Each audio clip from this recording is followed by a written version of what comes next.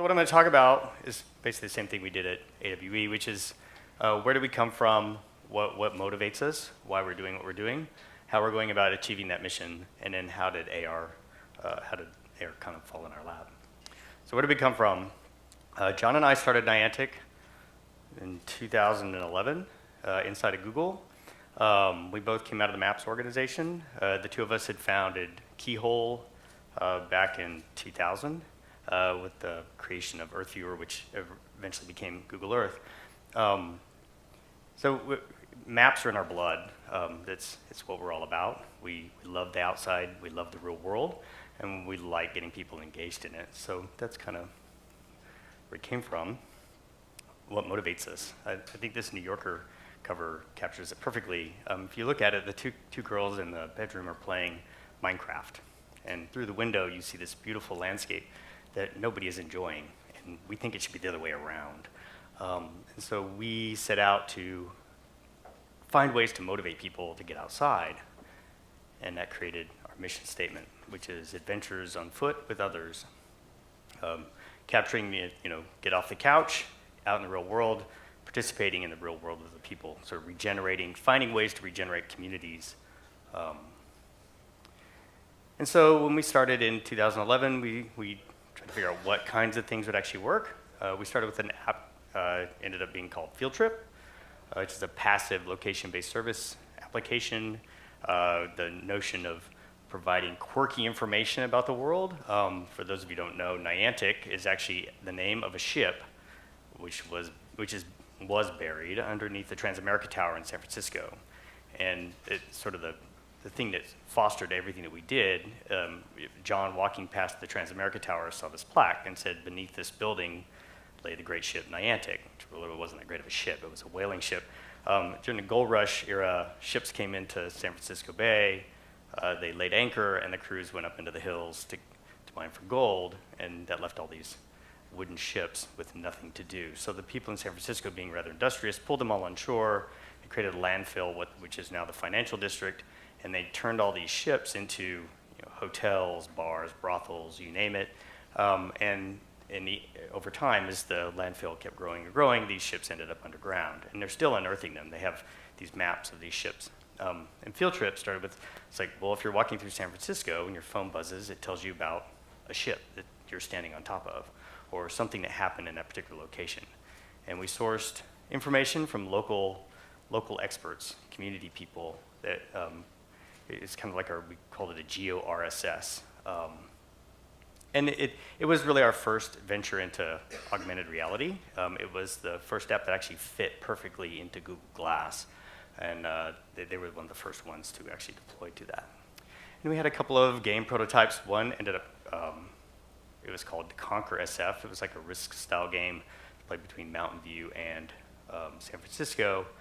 And what we discovered with that game was community, that social engagement was the thing that really kept people motivated by these titles. And so we wanted to create things that actually foster that. And we did some experimentation with alternate reality games. I don't know if any of you have ever played those. They're group events where you start out in a building, they tell you the objectives. It's kind of like this spy movie thing, and you run from shop to shop, and you end up saying a specific phrase to the person at the cash register. Feels totally weird, and they hand you this card that tells you where to go next. And it plays out over the course of 4 hours. We thought that was really fun, so we came up with Ingress.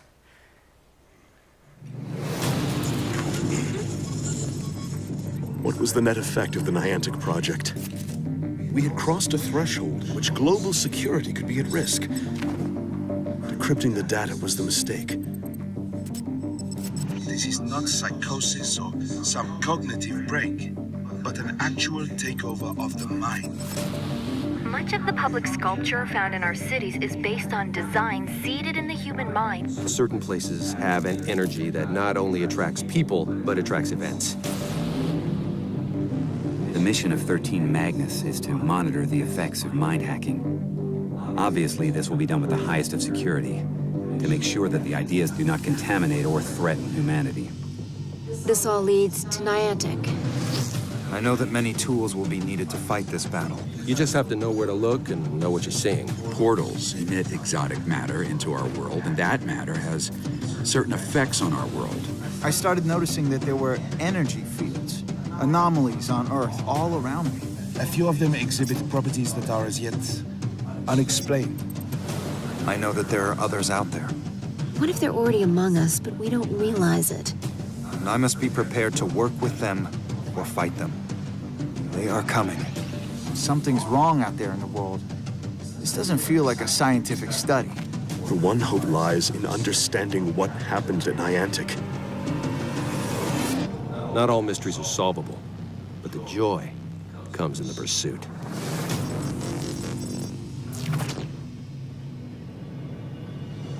So one of the things that was interesting in that video, it's our launch video for Ingress, was the scene where the man and the woman are standing around the fountain, and they stop and they look at each other, and they're both holding their phones out playing this game. And when John and I saw that, we're sitting and reviewing this video, it's like, what happens next? Like, what happens between these two people? Is there some future social interaction, or do they beat the crap out of each other because they're on two different teams? Actually, we got a little of both, believe it or not. Actually never turned into anything violent. There were threats, but they never turned into anything violent, which is good. And what we discovered, so what we did was we created a very basic user interface around this notion that aliens are entering our world through these interdimensional portals. These interdimensional portals are focused around real-world objects. That was the chief thing that we used to tie the virtual world to the artificial world, the real to virtual, and then the gameplay was layered on top of that. And we wanted to make the gameplay as easy to visualize as possible, but we didn't want people to focus on really glitzy visuals. We wanted them to see the real world because that's really where the focus needed to be. And so portals with like the Eiffel Tower, or just general public artworks with sort of the center of all these things.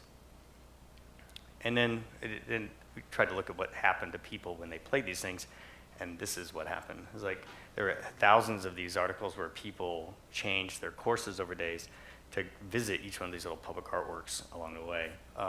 For us at Google, when we first put the artworks into the portal database, I don't know if any of you have ever been to the Google campus, but it is literally littered with sculptures, and most people don't pay any attention to them. When we started playing the game first time, it's like, wow, I've never seen that before, and it just is that little bit of discovery was pretty magical, and people were experiencing it as well. And so we started having events just to see what more social gameplay we could create. We had the first one was in 2012, I think, in just outside of St. Louis in the Cahokia Mounds. I think they had about 30 or 40 people that showed up in the rain, cold November, and they had a blast. And so we started to grow them. This is an event in Cologne. I think there are about 3,000 people at that one.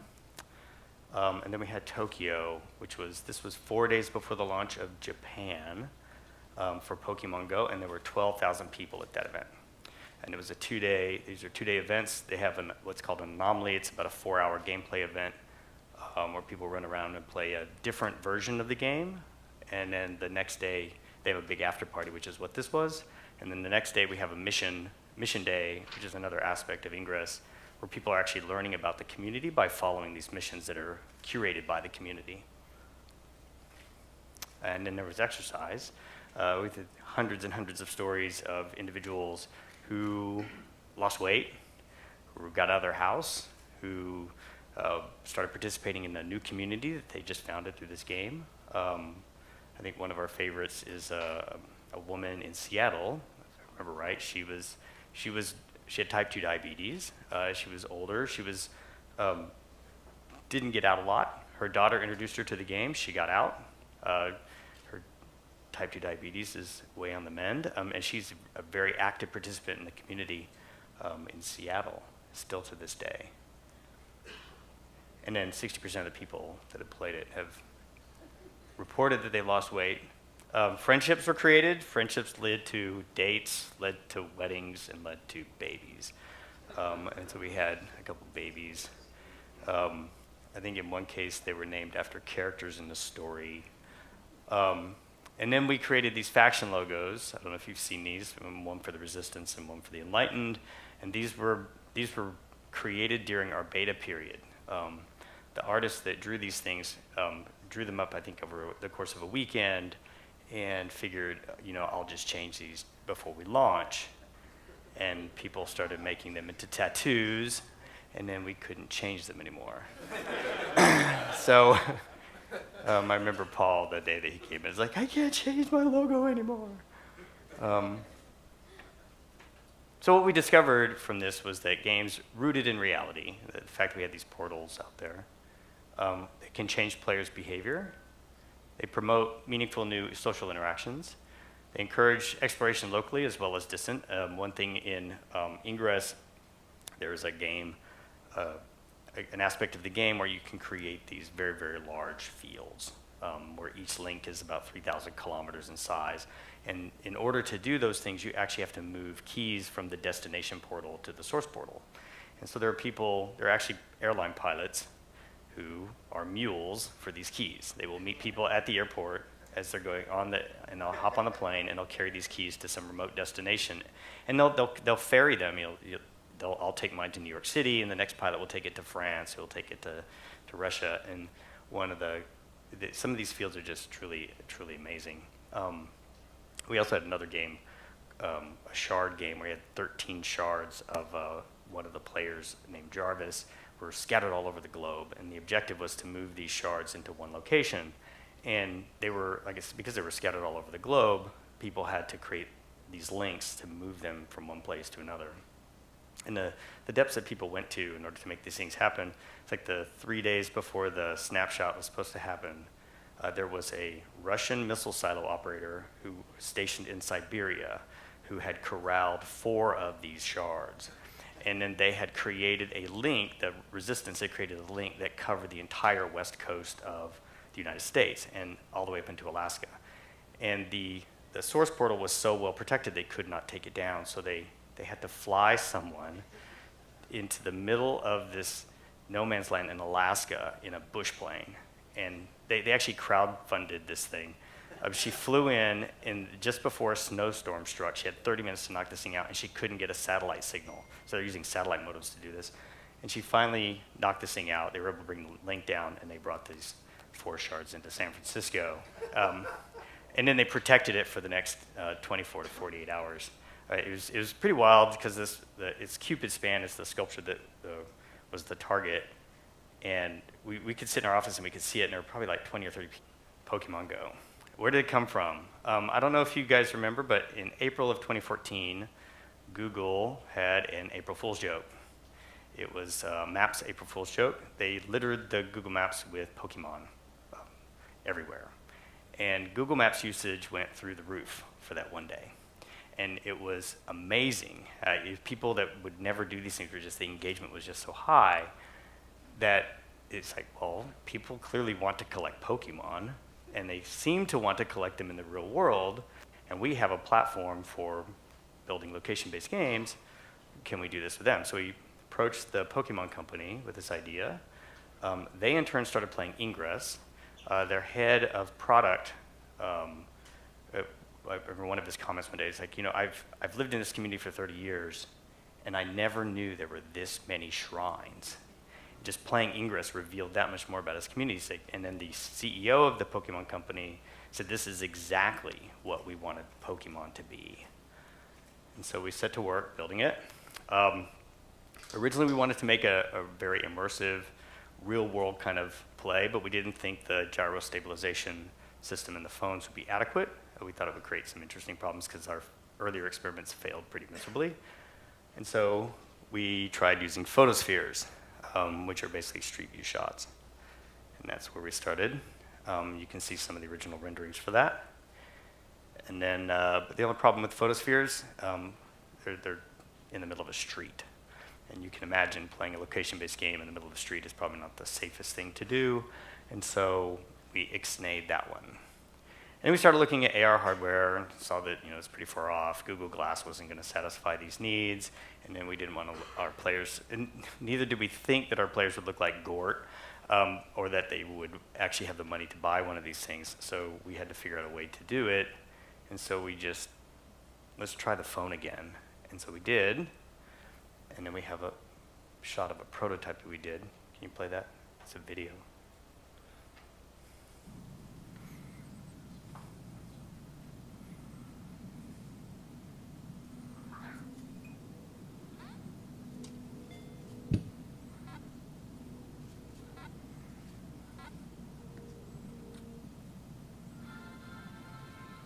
So that was our first experiment. And then we actually did a battle one. Can you play this one too?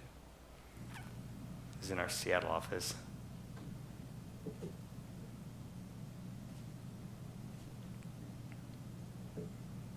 And then just from these basic little prototypes, it's like, wow, this is actually pretty cool. Let's just put it in a game. And so that's what we did. So that was Pokemon Go.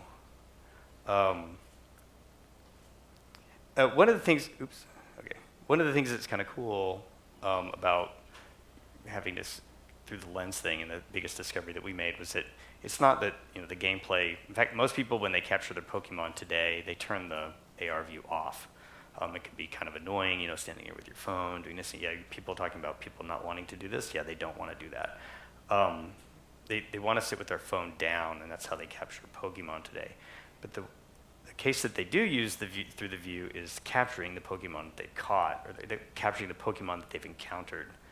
I don't know if you guys saw the AR kit thing, but we actually have a mode now that'll come out later this year where you can actually take a picture of the ones you caught. But finding interesting ways to portray the Pokemon that you found in the real world created a whole slew of, I think my Instagram feed blew up with people putting Diglets on the toilet. And Pokemon in all these different places. It was really, really, this woman is our marketing person in Germany, and this is her Instagram feed. It's her catching Pokemon in all the places that she visits. So she's telling her story about capturing Pokemon, and that's really what people use this camera mode for now. So we launched. What happened? I don't know if you guys have seen this chart before. I did this for Google to promote Google Cloud. So we did a staggered rollout. We started with Australia and New Zealand. We figured that would be small. As a population center, they represent 4% of the total world's population. So we figured, nothing bad could happen. The 3 lines on this graph, the bottom gold one is where we thought we would be after the full global rollout. The red line was our estimated worst case. And when we came up with these numbers, we weren't just pulling numbers out of our butts. We actually sat down and looked at some of the most popular MMOs, their growth rate. We took like the worst case growth rate and said, okay, then let's multiply it by 10. And let's take that number and multiply by 5. And that's where the 5x was at. And then the launch of Australia and New Zealand was 2.5 times our expected. And that's 4%. We sat down and we did some calculations, actually just pulled another number out, and said we might get to 30, and where we ended up when we stopped this graph was 50x where we expected to be. So this is a testament to cloud. If we had been an independent company with our own servers, own technology, we would have been dead. This whole thing would have just fried. But we got lucky. I mean, Google has a lot of machines. But this is what happened inside. There were 5 people that worked on the bring up of this system on our side. And so needless to say, I came in late last night, and so I didn't get a whole lot of sleep. And I saw these little couch-looking things out in the lobby, and they looked very attractive. And I got used to sleeping on a couch during that. And then the next thing, we'll go ahead and start this in a second. The next thing that was kind of cool was the thing that kept us motivated during this bring up, hairs on fire kind of thing, was this. And if you could play this, it'd be great.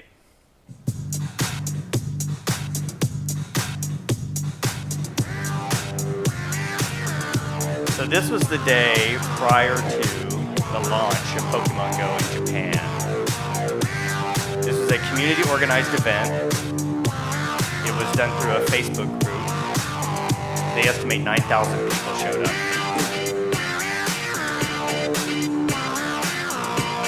Almost every single person you see in that shot was playing Pokemon Go. Yeah, it started at a ferry building at Market and Embarcadero, and they marched all the way down Market Street. It took about 2 hours. There were helicopters overhead videotaping all of this. But for the people on the team who were trying to make sure, I mean, that day, we knew this was going to happen. It was supposed to start at 6. Our servers had this there was a really nasty deadlock situation that was exacerbated every time you reached a critical threshold, and we never knew where that point was because we'd fix some things and then hope, and then the next day it would at 2:30 in the afternoon, the system crashed, and they threatened us at about 3:30 that if we didn't get it up in time for the crawl, they were going to march on our offices. And the system came back up and stabilized at 5:15, so we were very, very happy. And most of the server guys, when that happened, ran out and watched that. And when they came back to the office, the smile on their face, it's like everything that we set out to do, adventures on foot with others, we did it, right? We got all these people motivated to do the things that we really wanted them to do. And then there were all these other community organized events, and they happened worldwide, Sydney being one of them. And then there's all kinds of other crazy things. I mean, you guys have probably heard about the Lapras event in Central Park, where people stopped in the middle of the street and got out of their car and ran into the Central Park to take pictures of a Lapras. This is after we launched in Taiwan. If you could play that video.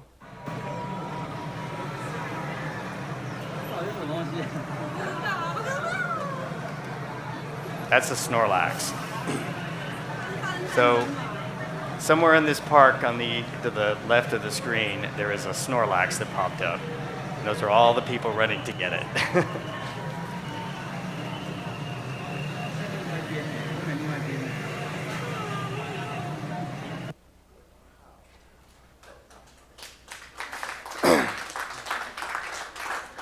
So this is our user interface that we ended up with, or these are some statistics from January. We've got 65 million monthly active users. We've had 650 million downloads of the application. Those are uniques. Over 9 billion kilometers walked, like John was saying. That's actually, I think, just a little shy of the furthest distance from Earth to Pluto. And 88 billion Pokemon have been caught. And that's just in the 6 months since we launched the product. So you can see that there's still a lot of people. One of the things that's really great about this is not, at least for me, is the impact it's had on people. A friend of my wife's, a really good friend of my wife's, her son is severely autistic. And he could not go outside without putting headphones on because outside noise, just really screwed him up. After the launch of Pokemon Go, he wanted to go outside. He wanted to go outside without his headphones. He could actually participate in conversations with other human beings without being, totally freaked out. He would actually go into a mall, which is something was totally unheard of for him. And to see, and he wasn't the only one, or all kinds of kids with with ASDs were getting out and actually playing games with other people, which is, every time my wife talked to her, she would cry because it was such a life-changing event for him. And it was purely because this game provided, because it was in the real world, it provided him a way to focus on something and block out all the other stuff and still have conversations with people.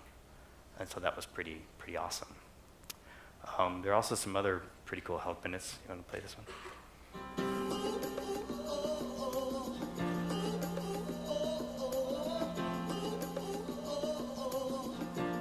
If I'm trying to get a kid to raise his arms up or to squat down, I can say, hey, the guy's a little bit lower. Can you reach down and get him? And that's just a really tricky way that physical therapy or occupational therapy can get a kid to do the exercises that he was screaming and crying about 5 minutes ago that he didn't want to do.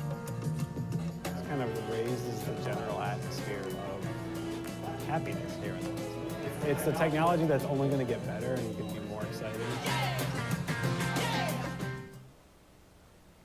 So I have a friend of mine, and I actually haven't listened to the podcast yet. He's my climbing partner, and he was telling me, based upon these studies, is that people get really stressed out, when they want to get, one of the easiest ways to relax is to take your shoes off and stand in the dirt. And most people don't realize the benefit of that. And our whole job, we think, is to get people outside standing in the dirt. And so what's next for us? Well, we're looking to do more community-based gameplay. Pokemon Go is really a singular experience. We do have a shared world. I mean, there are lots of, you do see the same Pokemon as other people typically in the same location. You see all the same Pokestops, but the interaction isn't the same. Unlike Ingress, you know, everybody's interaction with the portal has an effect on the entire game state. So you'll probably see things that offer opportunities for more collaborative-based gameplay in Pokemon Go in the very near future, and more tattoos.